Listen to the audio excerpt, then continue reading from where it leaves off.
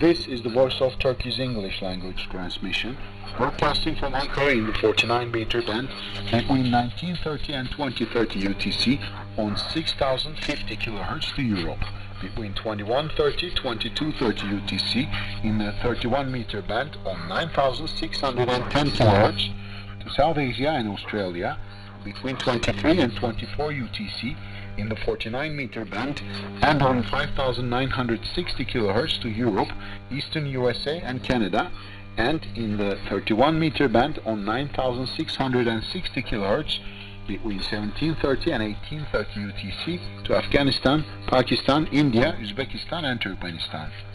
The Voice of Turkey is also beamed between 4 and 5 UTC in the 49-meter band and on 6125 kHz to Europe, USA, Eastern Canada and Cuba, between 4 and 5 UTC in the 41-meter band on 7,285 kHz to Iraq, Syria, Iran and the Arabian Peninsula. You can listen to us over the Turksat 3A and 4A satellites and on the internet at trt.net.tr through the Voice of Turkey link. Please note that transmissions broadcast between 22 and 23 UTC and between 3 and 4 UTC have been pre-recorded. Our email address is englishdesk@trt.net.tr.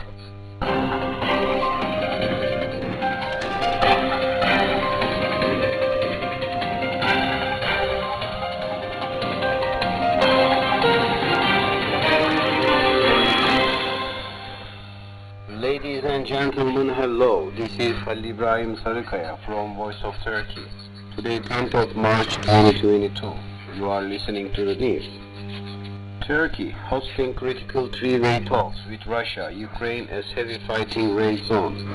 Turkey is hosting on Thursday a critical tripartite meeting with the foreign ministers of Ukraine and Russia to facilitate a ceasefire as the war enters day 15. Turkey's Foreign Minister Mevlut Çavuşoğlu will welcome Ukraine's Dmytro Kuleba and Russia's Sergei Lavrov in the southern province of Antalya, where also the International Antalya Diplomacy Forum is taking place. Çavuşoğlu earlier expressed hope that the meeting will be a turning point and important step toward peace and stability, and that Ankara will continue to make efforts for a lasting peace.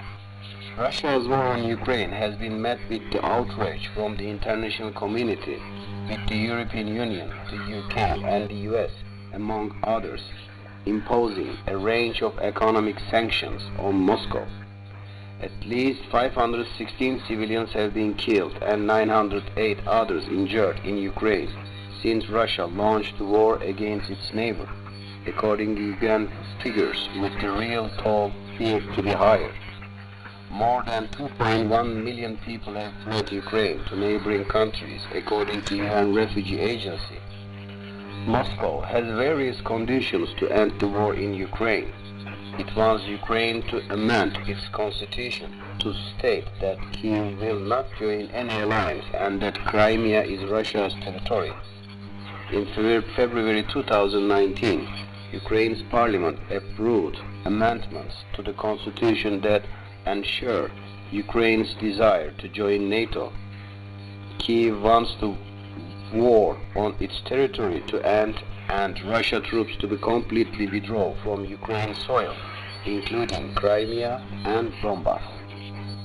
Ukraine's foreign minister hopes Russia approaches talks in Turkey in good faith. I hope he will approach these talks in good faith, not from a propaganda perspective, but really with the task of finding a solution on how to end war waged by Russia, Dmytro Kuleba said in a video message posted on Facebook.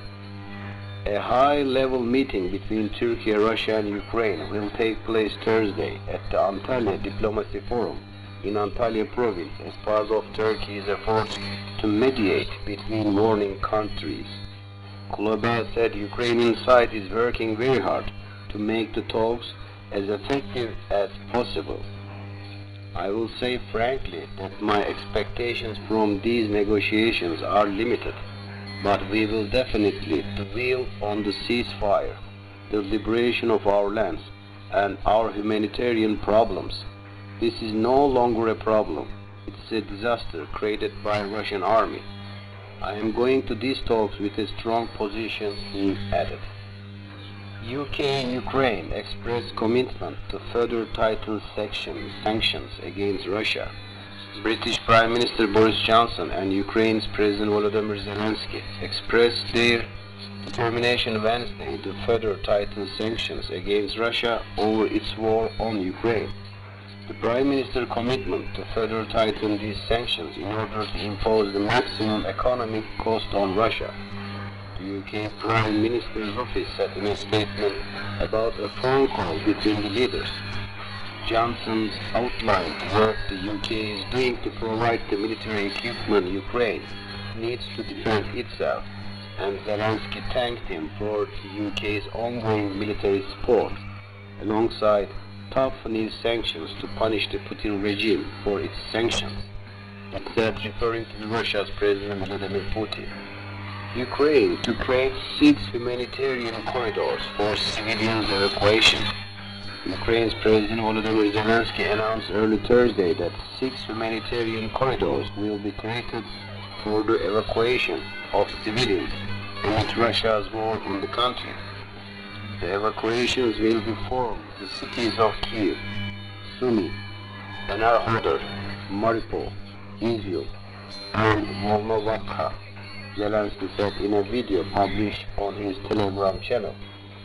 We were able to organize 3 humanitarian corridors in the capital Kyiv region and the cities of Sumy and Enerhodar, he said.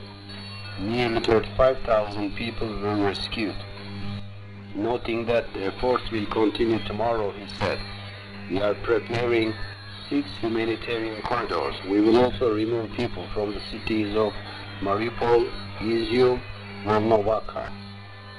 At least 474 civilians have been killed and 864 injured in the Ukraine since the beginning of Russia's war on February 24, according to UN figures. And that was the news brought to you by the Voice of Turkey.